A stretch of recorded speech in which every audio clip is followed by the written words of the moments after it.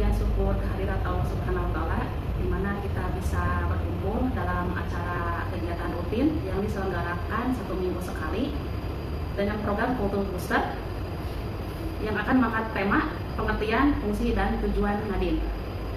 Sebelum acara dimulai, saya akan memperkenalkan diri. Nama saya Lia Oktaviani sebagai narasumber dan pesertanya dari tim grup manajer karet PTPN 1 Regional 2. Baiklah, untuk mempersingkat waktu, saya akan langsung ke materi, yaitu pengertian, fungsi, dan tujuan Nadine. Yang pertama adalah pengertian.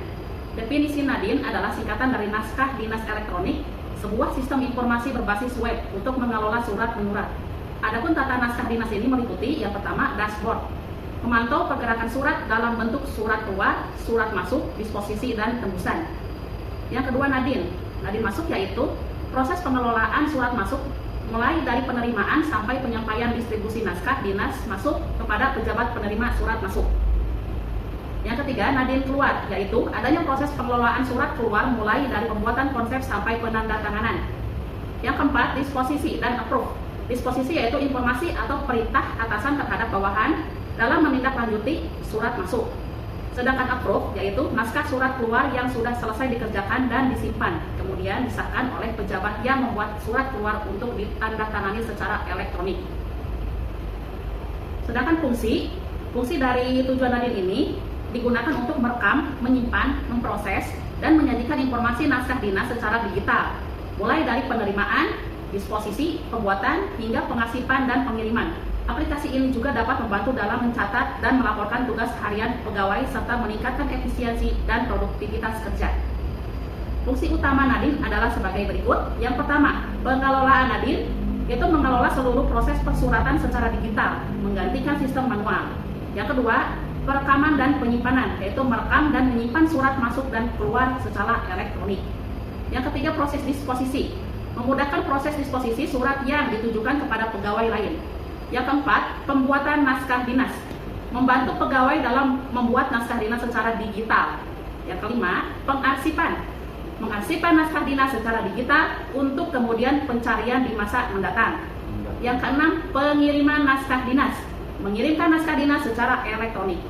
Pelaporan tugas harian, yaitu memungkinkan pegawai untuk mencatat dan melaporkan rincian tugas harian mereka kepada atasan dan direview.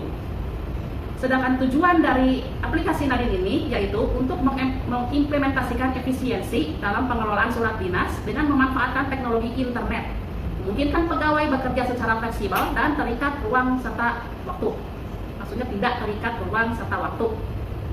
Penyusunan pedoman ini memiliki tujuan diantaranya sebagai berikut. Yang pertama, sebagai pedoman penyusunan, penyelenggaraan, dan pengelolaan dokumen serta ketentuan perusahaan dan surat menyurat di PTPN Perkebunan Nusantara 1. Yang kedua, memastikan adanya keseragaman penulisan dokumen kedinasan dan surat menyurat di lingkungan kerja PT Perkebunan Nusantara 1 serta sesuai prinsip tata kelola perusahaan dan standar sistem manajemen mutu baik dalam bahasa, format, dan kesesuaian. Juga untuk menciptakan komunikasi secara tertulis yang efektif dan efisien antara divisi, bagian, unit, kebun, distrik di bawah langsung PT Perkebunan Nusantara 1 ataupun dengan pihak instansi luar.